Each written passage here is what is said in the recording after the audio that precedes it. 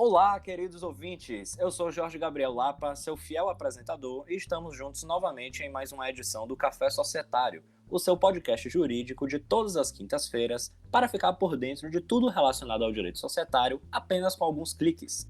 Exatamente, meus amigos e amigas. Eu sou Paula Barreto e bem-vindos novamente para mais um bate-papo informal sobre temas dessa área tão importante do direito. Quem nos acompanha semanalmente já sabe disso, mas caso seja a primeira vez que você esteja ouvindo o nosso Café Societário, não estranhe. A linguagem informal e descontraída, tá certo? Nossa proposta aqui é tratar com seriedade temas importantíssimos do direito societário, mas sem toda aquela firmeza, rigor, formalidade excessiva que nos afasta um pouco da sociedade numa bolha juridiquês. Então, se você é um advogado, empresário, professor, estudante ou até mesmo curioso da área e está procurando aprender direito societário dessa forma inovadora e diferenciada, saiba que veio no lugar certo. Ouça-nos pelo Spotify, iTunes, YouTube. Já estamos disponíveis em todas as outras plataformas, onde você pode escutar este e os demais episódios sem gastar um centavo.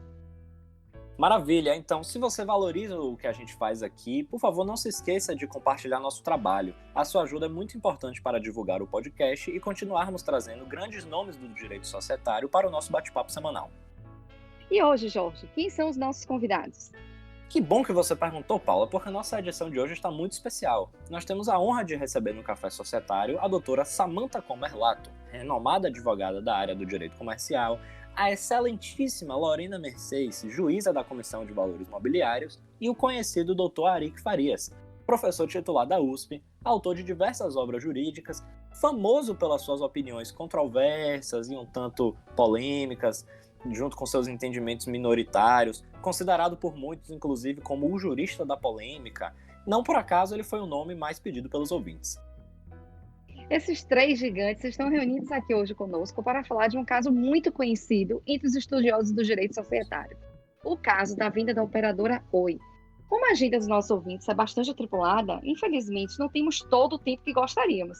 Então, decidimos tratar, no caso da Oi, sobre o dever de evitar conflito de interesses. Bastante cobrado em concursos e de enorme importância prática, principalmente se você for um administrador de alguma sociedade. Então, gente, sem mais delongas, vamos chamar nossos convidados e começar esse bate-papo que promete. Solta a vinheta, editor.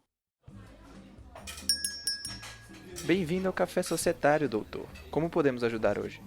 Este programa é um oferecimento Faculdade Baiana de Direito e Rui Andrade Advocacia Empresarial. Doutora Samantha, doutora Lorena, doutora Arik, muito bem-vindos. É uma honra recebê-los aqui em nosso podcast. Eu que agradeço, eu fiquei muito feliz com o convite. Eu acompanho vocês semanalmente, toda quinta-feira eu escuto o podcast Café Societário e o pessoal lá do escritório também não perde um único episódio, então significa que eu não posso falar nenhuma bobagem aqui, hein? Também agradeço pelo convite, é um prazer estar aqui. Essas novas tecnologias de hoje em dia são incríveis, é muito bom ver que a forma de ensinar o direito está se reinventando ainda mais em tempos de isolamento social. Bom dia, obrigado por me receber nesse espaço virtual. E as novas interações entre direito e tecnologia realmente são fascinantes. Recentemente até publiquei um artigo no Conju sobre essa temática. O link está na minha bio aí no Instagram, @arikprof. Eu poderia fazer um episódio inteiro falando disso, mas não estou me convidando aqui não. Claro, doutor Arik, sempre será um prazer. Bom, que tal se o senhor começasse então nos falando, de modo geral, sobre o dever de evitar conflito de interesses? Só para situar nossos ouvintes antes de entrarmos no caso propriamente dito. Tudo bem. Eu falo sobre esse tema aí específico, inclusive com bastante conforto, porque ele foi o tema da minha tese do terceiro doutorado, que defendia a rigorosidade no cumprimento e fiscalização do dever de evitar conflito de interesses, fazendo uma crítica à impunidade dos administradores inadimplentes. No direito brasileiro, o artigo 156 da Lei das SAs, ele prevê, de modo expresso, a vedação da intervenção do administrador nas operações sociais em que se apresente esse interesse conflitante. Portanto, o administrador deve dar ciência do seu impedimento aos demais na reunião do conselho de administração ou da diretoria em que ocorra a deliberação, especificando a natureza e a extensão do seu interesse na ata da reunião. Doutoras, o que vocês acrescentariam sobre isso? Paula, eu gostaria de dizer, só para complementar, que a lei das SAs, ela somente proíbe a intervenção do administrador em conflito de interesses com a companhia e não a realização em si do negócio. Assim, desde que contrate em condições razoáveis, equitativas e observando o preço de mercado, o administrador pode contratar com a companhia que administra. Somente se não observar os mencionados parâmetros é que o negócio celebrado é anulável e os benefícios eventualmente oferidos pelo administrador é que terão que ser transferidos para a sociedade. Neste ponto da discussão, gosto de fazer referência ao entendimento do meu querido amigo Marlon Tomazetti, pois concordo quando ele diz que o dever de evitar o conflito de interesses deriva do dever de lealdade, qual determina que a atuação do administrador não poderá ser contrária aos interesses sociais ou causadora de prejuízos. Bem, com a devida vênia ao nobre doutrinador Tomazetti, eu preciso discordar. Eu não acho que ele está equivocado, mas eu creio que o dever de evitar conflito de interesse ele não deveria ser tratado como uma mera extensão de outro dever, mas sim como um dever autônomo e independente, assim que ele vai ter a importância merecida. Então, eu sei que o meu entendimento é isolado, eu já troquei e-mails com o Fábio de Ulloa Coelho, batendo cabeça sobre esse ponto específico, mas nem ele nem ninguém vai me convencer aí do contrário. Doutor Ari, que é um posicionamento, né? Estamos aqui para enriquecer o debate. Exatamente. Mas então, aproveitando o gancho, doutor Ari, que considerando toda essa importância que o senhor dá ao dever de evitar conflitos de interesses, o senhor poderia nos dizer alguns exemplos de como ele se manifesta na prática? Bem, tem uma série de artigos meus publicados no Migalhas e no Jota sobre esse tema. Na prática societária e cotidiana, o dever de evitar o conflito de interesses ele vai se traduzir como um dever de abstenção de voto ou de interferência nas deliberações sociais, tanto no CA, no Conselho de Administração, como na diretoria. Se presume que o administrador dará prevalência à satisfação do seu interesse e não da companhia, portanto inapto para agir naquele momento como órgão da mesma. Bom, como eu atuo na área, né, eu vejo muito disso na prática, principalmente do que eu ouço também de alguns clientes lá do escritório que são empresários e aí muitas vezes se queixam que o administrador agiu justamente contra o interesse da sociedade. Por isso que, ao meu ver, o ponto-chave desse dever diz respeito justamente a essa conduta não interventiva do administrador nas deliberações e que tenha conflito de interesses com a sociedade, bem como com a sua transparência em informar os contornos dos mesmos interesses aos colegas. Tudo isso traduz uma boa prática de governança corporativa, prevenindo os temidos problemas de agência, que sempre aparece um cliente reclamando disso também. Precisamente, doutora Samantha. Como juíza da CVM, eu vejo que realmente existem muitos casos que versam sobre o tema. No geral, eu diria que o dever de evitar o conflito de interesses se materializa na prática quando, mesmo tendo a oportunidade de se beneficiar com determinado negócio a ser travado com a companhia em que atua, o administrador que evita o conflito de interesses é aquele que coloca o alcance dos interesses sociais sempre em primeiro lugar. Maravilha! Acho que tecidas essas considerações teóricas, né, a gente já pode falar sobre o caso da Oi propriamente dito. Bom, para os que não conhecem, o caso da Oi foi o seguinte: a TNL era controladora da empresa Oi e da empresa Telemar, tendo, portanto, uma estrutura societária triangular. Então, para concentrar as operações de telefonia em uma só companhia, a TNL vendeu o controle acionário da Oi para a Telemar, passando a ter uma estrutura societária verticalizada. Assim, todas as ações que possuía emitidas pela Oi foram alienadas para a Telemar por R$1, a título de preço de mercado, à época, né, entre aspas, após diversas reuniões com a Telemar e a TNL e seus respectivos diretorias e conselhos de administração, por meio das quais foram aprovados os laudos de avaliação e estudo de viabilidade econômica. Essa compra e venda foi divulgada ao mercado em 28 de maio de 2003 como fato relevante e alguns meses depois foi instalado na CVM um inquérito administrativo pela própria Telemar acusando a TNL de abuso de poder de controle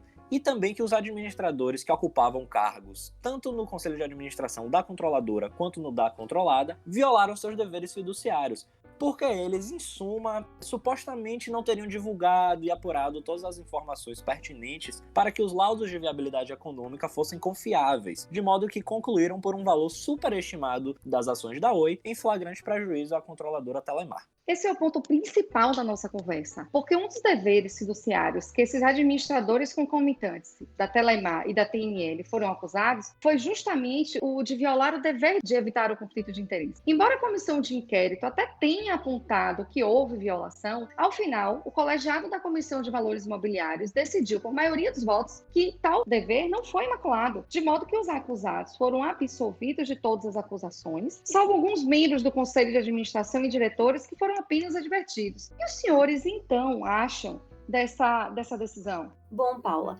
eu concordo com o voto do meu colega Eli Lória, que foi o relator diretor do caso, no sentido da inocorrência da violação ao dever, simplesmente porque me pareceu que houve uma inexistência de comprovação da materialização do conflito de interesses. Essa insuficiência probatória me leva a crer que a absolvição de fato era cabível. Por isso que, a princípio, eu acredito que a decisão foi acertada, pois considero ser o conflito de interesses uma questão de fato, que não é automático. Desse modo, tem razão o relator ao entender que não há comprovação de benefício pessoal do administrador, tanto da TNL quanto da Telemar, em relação à alienação. Como bem exposto no voto do relator, a lei das SAs não proíbe que o administrador de determinada sociedade participe de negociações relativas a outras empresas, desde que ele adeque a sua conduta ao previsto no artigo 245 da legislação. Ou seja, é preciso que o administrador, ao participar dessas deliberações, se posicione de forma equilibrada em relação às sociedades que negociam entre si, não favorecendo nenhuma nem outra. E embora a TNL e a Telemar apresentassem administradores e diretores em comum, este fato na prática não foi o bastante para se afirmar que o conflito de interesses daqueles e os das sociedades se materializou. Isso porque o objetivo principal do artigo 156 é o de impor um dever de abstenção de atuação do administrador em conflito, de modo que não é possível presumir, nos termos do explanado pela presidente, que o administrador atuará em benefício das vontades do seu controlador, já que a sua conduta, conforme a legislação, deve ser pautada primordialmente em conformidade ao interesse da sociedade. Então, me parece que o artigo 156 não foi violado, logo foi devida à absolvição. Bom, eu também entendo dessa forma e eu achei acertada a decisão, né? Porque nesse caso especificamente concreto, não se comprovou que os interesses dos administradores eram conflitantes com o da sociedade controladora, que no caso é a TNL, uma vez que restou ausente a demonstração comprobatória de benefício ou qualquer outro interesse pessoal dos mesmos administradores em relação à alienação. Desse modo, né, considerando tanto que os administradores possuem o dever de abstenção de voto nas deliberações em que tem interesses conflitantes com o da sociedade, conforme o artigo 156, tanto considerando que a lei de SA estabelece os amplos deveres fiduciários que precisam ser cumpridos, em especial o dever de lealdade, e também considerando que houve comprovação da situação fática de benefício pessoal a ser oferido pelos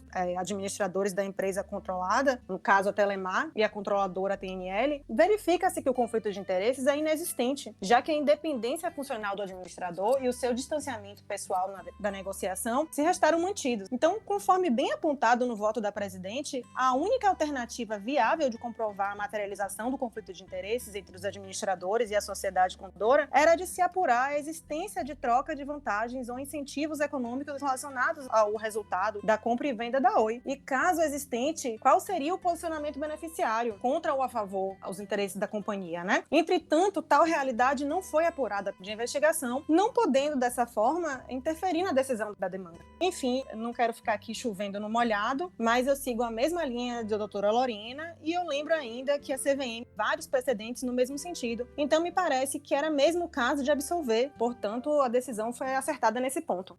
Estimados colegas, embora eu respeite o entendimento de vocês, eu vou precisar discordar. Eu já debati esse tema muito, inclusive tem um artigo meu no Conjur falando especificamente sobre ele.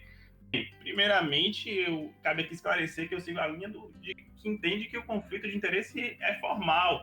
Portanto, nos termos da lei de SA, a existência do mesmo é presumida. Nesse sentido, o próprio voto do presidente, que entendeu pela absolvição dos administradores, ela afirmou que o artigo 156 da lei de SA pressupõe a existência do interesse pessoal do administrador divergente do interesse da empresa, que geraria um dever de abstenção daquele na interferência das deliberações sociais. Ou seja, os administradores que estão tanto da TNL quanto da Telemar não poderiam participar das tratativas relacionadas à operação de compra e venda, independente da constatação ou não de uma busca pelo interesse social. O suficiente para declarar o conflito aí é a existência de dois interesses, que não se considera único e exclusivamente o interesse da sociedade. E no caso da Oi, isso está patente, mesmo se utilizando qualquer outra análise substancial do conflito no caso a caso, como foi defendido pelas minhas colegas aí.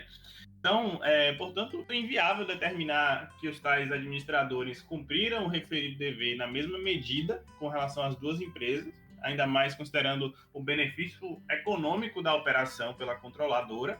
Eu entendo que a decisão foi errada. poderia, inclusive, citar vários precedentes da própria CVM no mesmo sentido, entendendo o conflito como sendo formal. Então, eu preciso me manter fiel à minha doutrina, mesmo minoritária, e eu sei que não tenho nenhuma popularidade por isso. Muito bem, muito bem. Então, doutoras Lorena e Samantha, já que vocês concordaram com a decisão, o que acham que foi o ponto central dela? Qual seria, digamos, uma ratio decidendi?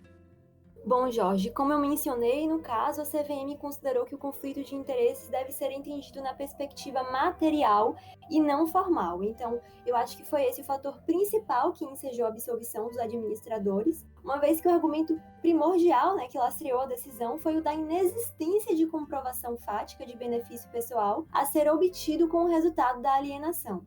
É isso, né? Se fosse para apontar uma ratio decidendi, diria que foi justamente o fato de a CVM ter considerado que a violação do dever de evitar o conflito de interesses é uma questão de fato, analisado casuisticamente, e não um descumprimento automático. A favor disso, eu acho que pesou também a previsão da lei de SA, que estabelece que as diretrizes de condutas dos administradores e as respectivas punições pela falta de observância dos deveres fiduciários, a falta de prova do descumprimento de tais deveres, principalmente o de lealdade, enfim, tudo isso, considerado conjuntamente, impede a apuração da existência do referido conflito, que na prática societária não ocorre de forma automática. Falo até mesmo pela minha experiência em loco, como advogada que atua há anos nessa área. Excelente, excelente. Como o nosso tempo está chegando ao fim, eu gostaria de fazer uma última pergunta ao Dr. Arik. Considerando que o senhor foi o único contrário à absolvição, nos diga de forma sucinta, o que o senhor mudaria na decisão? Paula, eu mudaria toda a decisão. Para mim, ela foi um desastre. Eu já falei anteriormente, para mim, esse devia ser um easy case, foi tratado como um hard case e no final acabou sendo um tragic case. Aposto que os ouvintes, obviamente, vão me acusar de radicalismo, extremismo, mas se eu tiver convencido pelo menos uma pessoa aqui hoje, eu já me dou por satisfeito. Essa vida de defender doutrina minoritária realmente não é nada fácil. Com certeza, mas isso só enriquece o nosso debate. Direito é assim mesmo. Mas, infelizmente, nosso curto tempo chegou ao fim. Eu faço questão de agradecer aqui mais uma vez a presença de todos vocês e eu tenho certeza que nossos ouvintes gostaram muito do bate-papo. Com certeza, foi um aprendizado e, acima de tudo, uma aula e tanto. Obrigada pela participação, doutoras Lorena, doutora Samantha e ao doutor Arik. Obrigada, Paula. Espero voltar mais vezes. Muito obrigado também. Estamos aí. Obrigada, gente. Agradeço pela oportunidade. Foi um prazer estar aqui com vocês. Então é isso, meus amigos e amigas. Por hoje é só. Não deixem de dar aquele feedback do programa e também não se esqueçam de nos seguir nas redes sociais, @Café Societário no Instagram e no Twitter. Até a próxima quinta. Até a próxima quinta, pessoal. Mandem através do nosso canal sugestões para as próximas edições. E claro, contamos com sua nota máxima na avaliação de hoje. Tchau, tchau, até a próxima.